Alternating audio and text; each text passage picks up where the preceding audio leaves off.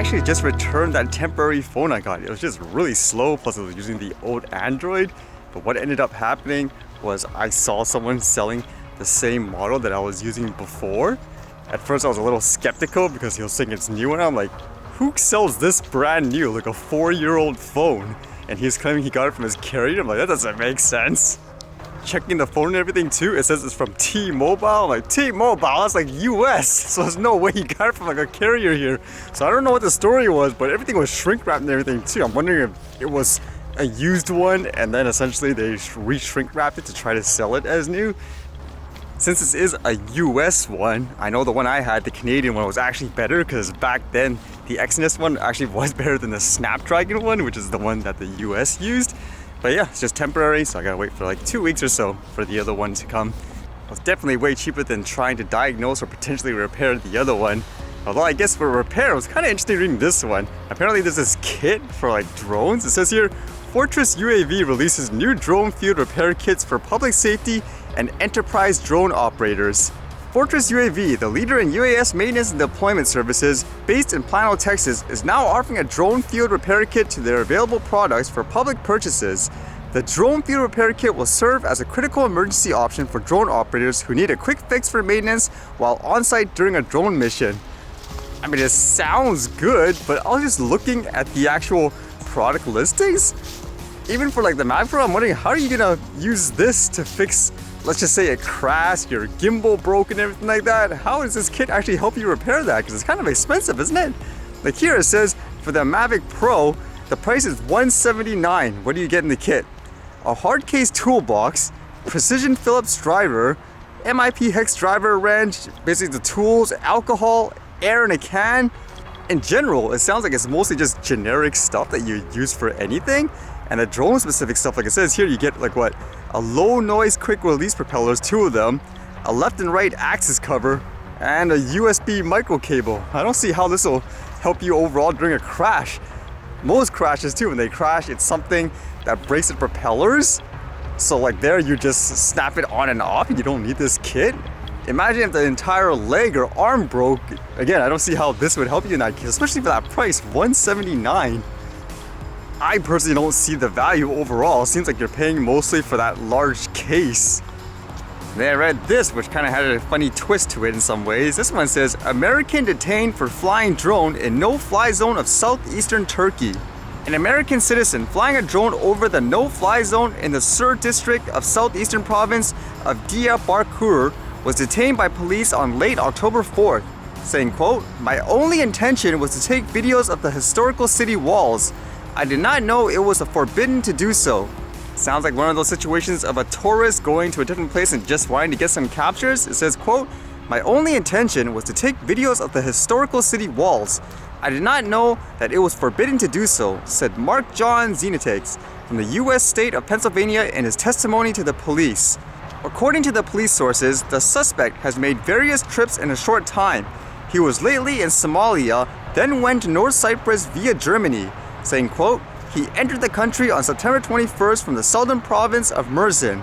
Then, with a rented car, he traveled to the southeastern and eastern provinces of Gaziantep, Diyarbakir, and Elazig." So here's the funny part where you would think a person like this would be more cautious about regulations in airspaces. It says the American suspect has reportedly worked for a helicopter company affiliated with the U.S. Army for 14 years, made constructions for the U.S. Secretary of State in Africa for years, and helped the African Union fight the extremist group of Al-Shabaab. But with that said, it says an investigation into the drone incident is ongoing. Yeah, I would assume if you worked, for example, with things like helicopters a lot, with the huge hysteria around drones, you would be more paranoid about whether or not you could actually use this.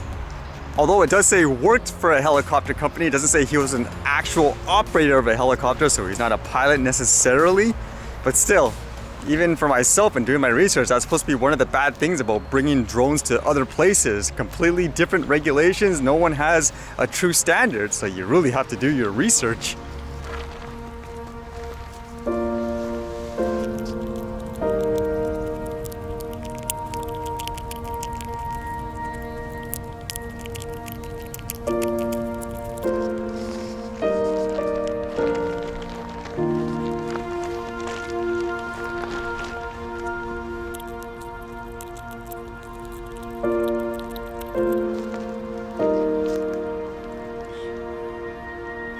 small that squirrel is.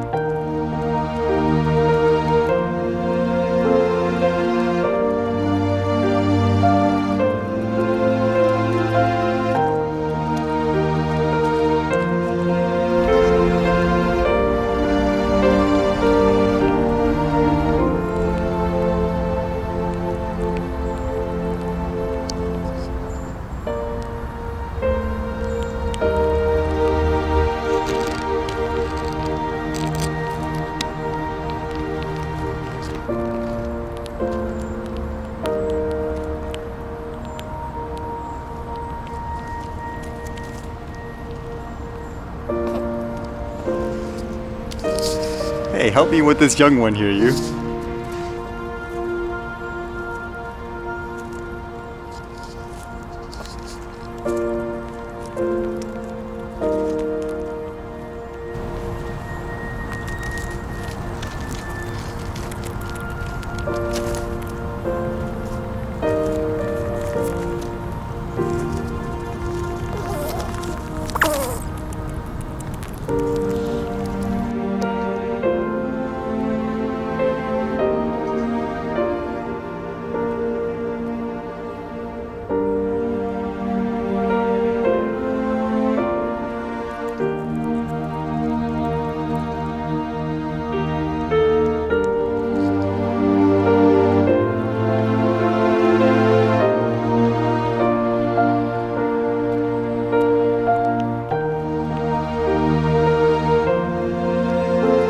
Need a higher quality camera for that. That was actually the first time I've been that close to a little tiny small squirrel.